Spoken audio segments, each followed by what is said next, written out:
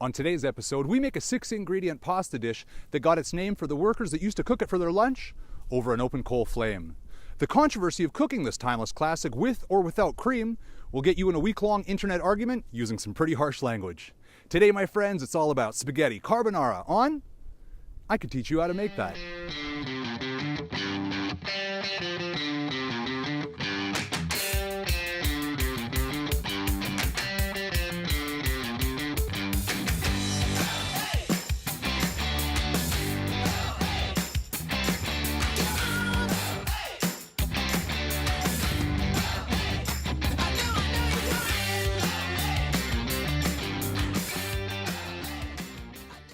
Hey folks, here we go again.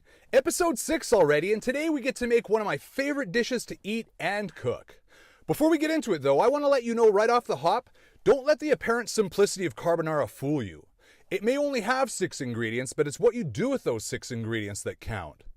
If this is your first time watching I Can Teach You How to Make That, welcome aboard. What happens here is you and I take one classic dish at a time and break it down in such basic steps, there's no way you won't get this. I make this so simple that I'll even hold your hand in your local grocery store and direct you to the shelves where your exact ingredients are located. Okay, but before we go inside, I wanted to say a quick thank you to our viewers that left notes in regards to our previous tutorials. I am so pumped your dishes are turning out. Take a picture or a short video next time and I'll post your results on our page. Okay, let's go grab a cart and a coffee and let's go do a little grocery shopping.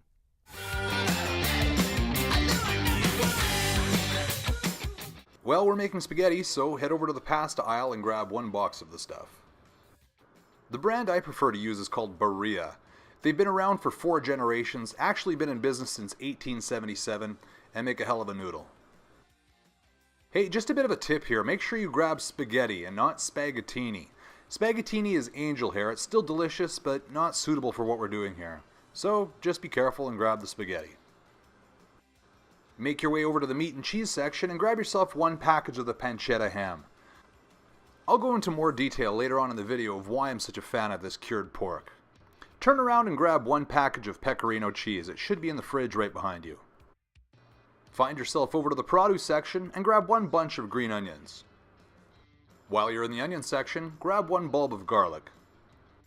Push your cart over to the dairy section and grab yourself some eggs. Nothing fancy here, just something you'd normally eat for breakfast. You're only using 3, so you're going to have the other 9 in the morning. I will say one of my favorite things about Safeway is they carry all kinds of specialty products nowadays. High-end pastas, mid-range, all that stuff.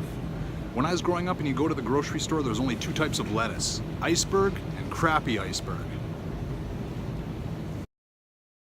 Alright, lucky us, we get to head in the kitchen. Here's the list of tools you'll need to move forward. You'll need a large stainless steel pot, a non-stick pan, a set of tongs, a wooden spoon, a chef's knife, a cheese grater, and a cutting board. Next, we're going to bring all of our ingredients in front of us. I can't stress this enough. So much about cooking is about time management. Have all your ingredients in front of you ready to go so that when we're on the stove, it's there for us to reach for. If your pasta has to sit while you separate your eggs, your dish will suffer, I promise you. The pancetta we purchased already is sliced, so we're just breaking it down to a bit more of a medium dice.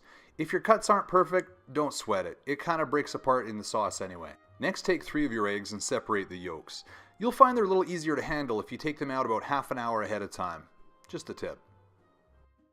Next, grab your pecorino cheese and your cheese grater, and you're going to grate about a full handful. Pecorino is a sheep's milk cheese and is very hard. You'll find it'll grate better if it's very cold, so leave it in the fridge for a bit. Take your 3 separated egg yolks, add them in with your pecorino cheese, give them a good little beating with a fork. Grab your bulb of garlic, put it on your cutting board, and give it a couple good whacks like you would with a Christmas chocolate orange. Keep the 2 largest bulbs and give them a good smash with the back of your chef's knife. Remove any of the papery peel and put it off to the side. We just want that stinky flesh. We're now going to prepare our pot of water for the pasta. If you're unfamiliar with cooking pasta, I've included a link below to my How to Boil Pasta section on my website. Keep in mind this is the only time we'll be using salt for this recipe, just for our pasta water. There's so much salt in the pecorino cheese and the pancetta, this dish doesn't need any more. We're now going to move our pancetta ham to our cold pan. I know it seems weird to start with a cold pan, but I want you to render the fat out of the meat. Set your stove to medium, that's all the heat you'll need. Pancetta is honestly one of my favorite cured meats. The easiest way to describe it is, think of it like being an Italian bacon, still being cured with salt, spices, and pepper, but unlike normal bacon, it's not smoked. You'll notice that I didn't start with any butter or oil. By starting on such low, gradual heat, I'm trying to render the fat out of the meat naturally. Be sure to give the Italian cured meat a stir once in a while. It is capable of burning, so be mindful. Now that your pancetta has started to cook and has developed some oil, now is a good time to add your 2 bulbs of garlic. Once our water comes to a boil, we're going to start our pasta. If you're worried about your pasta sticking, it's normally just a couple things that do this. Not having enough water in a large enough pot, or not stirring it enough. I'm making pasta enough for 2, so the rule of thumb that I use to measure my spaghetti is I make a circle with my index finger and my thumb. That circumference around there, that should be enough for both of us. While our pasta is cooking and our pancetta is rendering, now is a good time to slice our green onions. I know slicing the scallion at the last minute seems counterintuitive and anti-mise en place, but I like the texture of them coming right out of the fridge and having that nice crunch when they're added to my pasta. Hey, let's talk real quickly about cutting green onions. I don't know what makes this vegetable so special, but when newbies get a knife in their hand for the first time, they feel like they have to break the sound barrier cutting them. Take your time. Good knife skills take time to develop.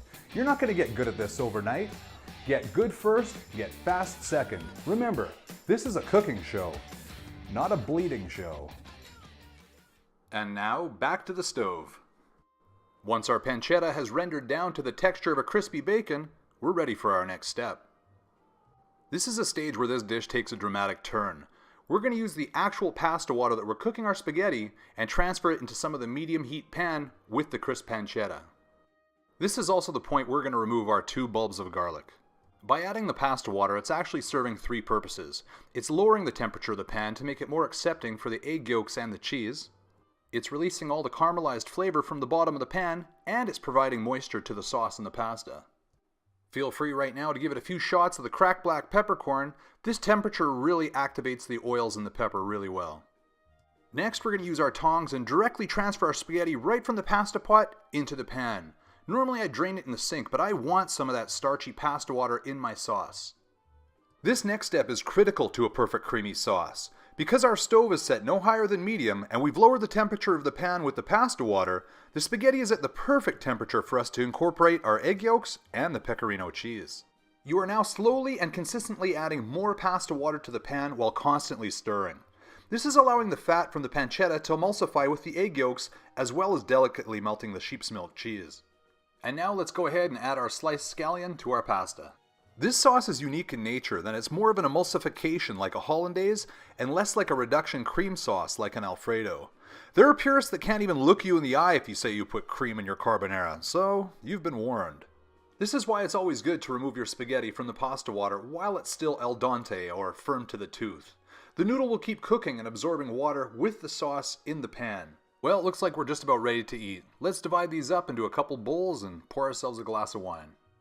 And be sure to do what I did and use your best semi-disposable melamine Walmart bowls when you truly want to impress your guests. Let's finish off with a little bit more pecorino cheese and a few cracks of pepper, and enjoy our work. So here's the 5 key points to a delicious spaghetti carbonara. Number 1, choosing the right spaghetti. I'm using Berea. I told you why, and you can find more information about them online. Make your own decision from there. Number 2, slow rendering of the pancetta. Getting all the oil out of this beautiful bacon is crucial to a creamy sauce. Number 3, al dente spaghetti. If you feel I went over the pasta cooking portion too fast, go to the I Can Teach You How to Make That website or our YouTube channel and follow my tutorial on proper pasta cooking technique there. Number 4, pecorino cheese. There are other chefs that will use other hard cheese like a Grana Padano or an Asiago. Use this beautiful sheep's milk cheese and you'll see why this dish is worshipped by traditionalists. And finally, number 5, patience. Don't get tricked into increasing the heat on your stove. Temperature is key into getting the egg yolks and the pork fat to become one.